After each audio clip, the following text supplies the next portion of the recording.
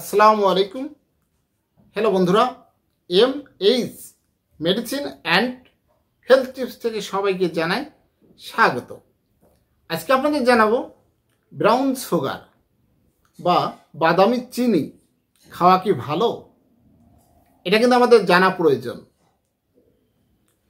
Brown sugar বা বাদামি চিনিও এক রকমের গুড়, আরও সহজ করে বললে গুড় বা সাদা চিনির সমন্বয়ে তৈরি করা হয় বাদামি চিনি।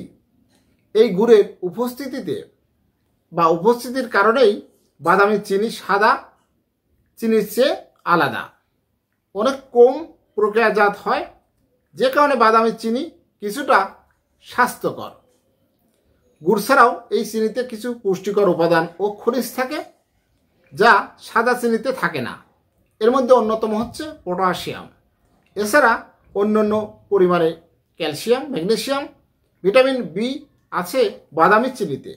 পুষ্টি উপাদানের নিরিখে সাদা চিনির চেয়ে বাদামি চিনি কিছুটা এগিয়ে থাকে, কিন্তু দুই চিনিতেই ক্যালোরির পরিমাণ প্রায় সমান।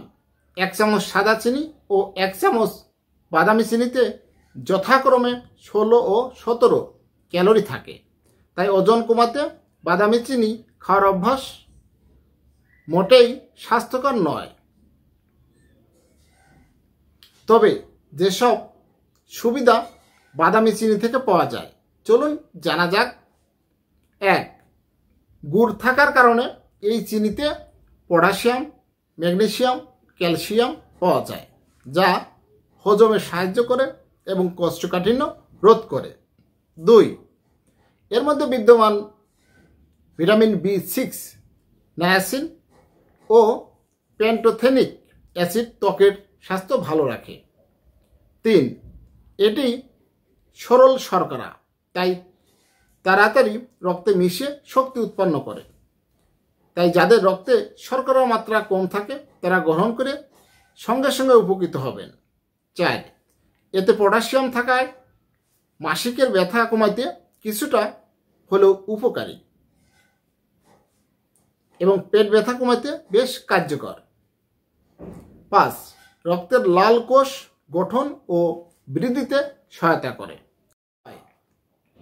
মানসিক চাপ কমায়। যেহেতু সাদা চিনি ও বাদামি চিনি ক্যালোরি ও শর্করার পরিমাণ প্রায় সমান, তাই প্রয়োজনের বেশি খেলে রক্তের শর্করা বাড়বে। সবসময় খেলে টাইপ 2 ডায়াবেটিস, ক্যান্সার ও হৃদরোগের মতো রোগ দেখা দিতে পারে। এছাড়া বাদামি চিনি বেশি খেলে দাঁতের এনামেল নষ্ট হয়। হ্যালো বন্ধুরা, আপনাদের জানানোর চেষ্টা করেছি। আমার এই ভিডিওটি যদি ভালো লাগে, নতুন নতুন ভিডিও পেতে আমার চ্যানেলটি এখনই সাবস্ক্রাইব করে রাখুন, লাইক, কমেন্ট, শেয়ার করুন। সবাই ভালো থাকবেন। আজকের মতো বিদায় নিচ্ছি। আল্লাহ হাফেজ।